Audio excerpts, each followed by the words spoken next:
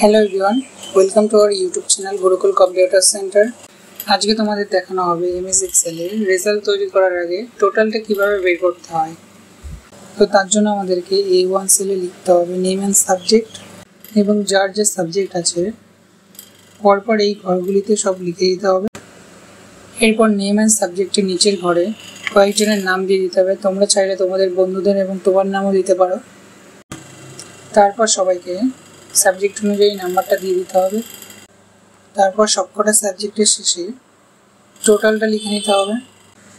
তারপর টোটালের ঘরে ক্লিক করে লিখতে হবে is equal to some open bracket, একদম প্রথমের সাবজেক্ট কোলন, একদম লাস্টের সাবজেক্ট ব্র্যাকেট ক্লোজ, এন্টার। এছাড়াও যে কটা সাবজেক্ট আছে আমরা মাউস দিয়ে টেনেও সিলেক্ট করতে পারি।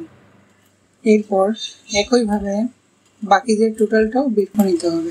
এভাবে খুব সহজেই তোমরা সবার টোটাল নাম্বারটা বের করে নিতে পারবে। এমএস এক্সেলের রেজাল্ট কিভাবে তৈরি করতে হয় এর পরের ভিডিওতে তোমাদেরকে দেখিয়ে দেওয়া হবে। আর যারা এখনো পর্যন্ত আমাদের চ্যানেলটি সাবস্ক্রাইব করেনি তারা অবশ্যই চ্যানেলটি সাবস্ক্রাইব করে দেবে।